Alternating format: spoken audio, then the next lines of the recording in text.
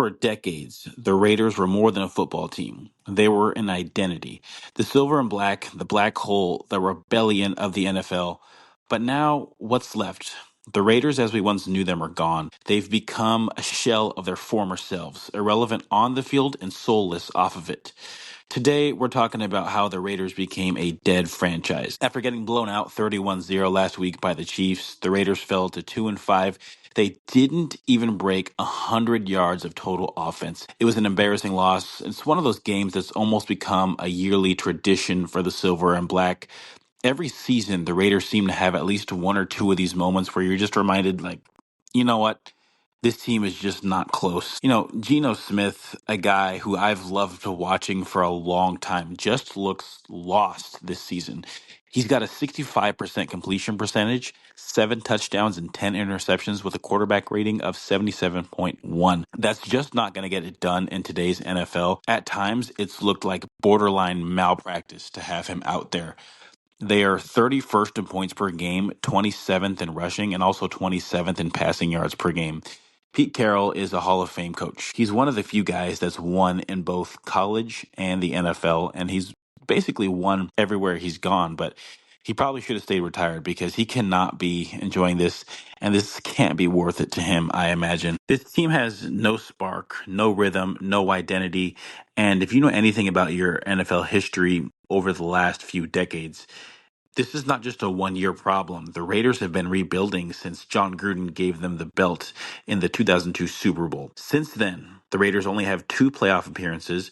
One season, 2016, where they actually had a great team, and then another year, I think it was in 2021, with Rich Bisaccia after Gruden got kind of forced to retire, which I think was kind of a fluke season where they caught lightning at the end. But to make matters worse, the Raiders since 1995, so the last 30 years, have only made the playoffs 5 times. So from 1995 to 2025, only 5 playoff appearances. But going back to the 2002 thing, think about that. If you were born after 2002, you've literally never seen the Raiders matter. Even if you were born, basically post 95, essentially, you've never seen the Raiders matter. That's over 20 years of being not just bad, but irrelevant. Every few years, there's a new coach, a new GM, and a new vision for the future. And every few years, it fails. And I would know better than almost anybody because I was a Raiders fan for a long time until they moved to Las Vegas. I tried following the team for 1 year in Vegas, but it felt like such a slap in the face to the Bay Area. And I'll talk a little bit more about that later in a different episode. Other franchises have rebuilt and rebranded successfully since the Raiders last mattered. Think about it. So post 2002, essentially, the Saints, Chiefs, Lions, Bills, and Niners, and a few other teams have all found ways to pull themselves out of the gutter at some point. You might say, oh, well, the Saints are bad. Yes, but they still had the Super Bowl in 2009, and they were able to rebuild their team quicker than the Raiders have post 2002. But the Raiders seem trapped in a cycle of dysfunction. 20 different starting quarterbacks, 10 head coaches, and no direction. You can't build anything with that much turnover. You can't win when you're constantly hitting reset. The best quarterback they've had in this era was Derek Carr, maybe ever. That's a topic for another day. And as far as Carr goes, I always liked him.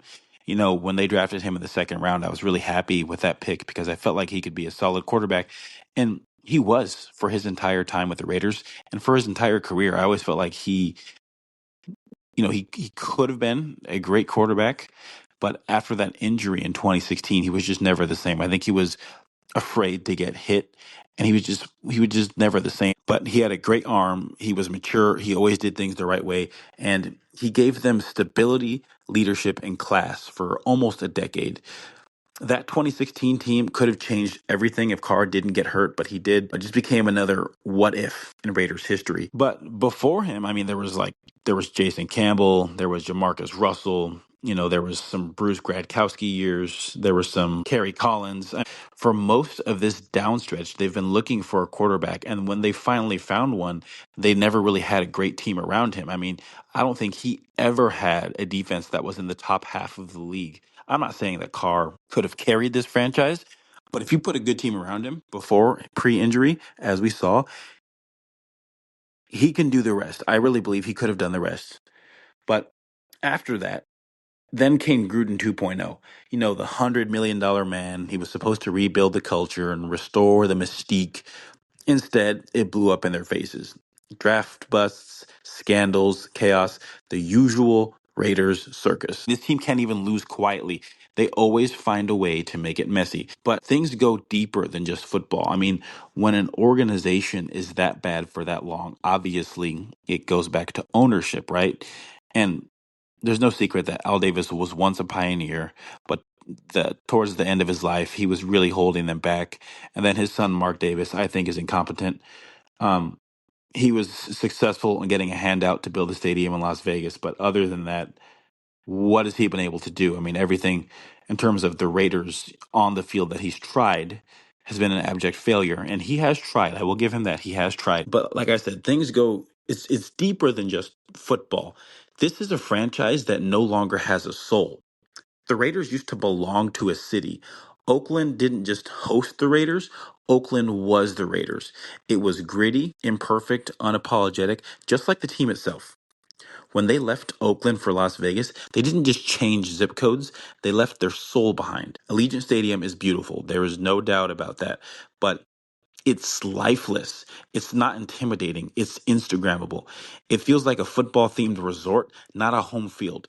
It's a place where opposing fans come to party, not where Raiders fans come to live and die with their team. Mark Davis traded legacy for luxury, and the cost was their identity. Let's be honest. The moment the Raiders left Oakland, something inside the franchise died. You can't fake what Oakland had. You can't recreate the black hole with VIP seating and bottle service. That energy was earned. It came from decades of loyalty, pain, pride, and attitude. The fans in Oakland were not tourists. They weren't casuals. They were lifers. They were people who stuck with the team through losing seasons, stadium leaks, and front office chaos.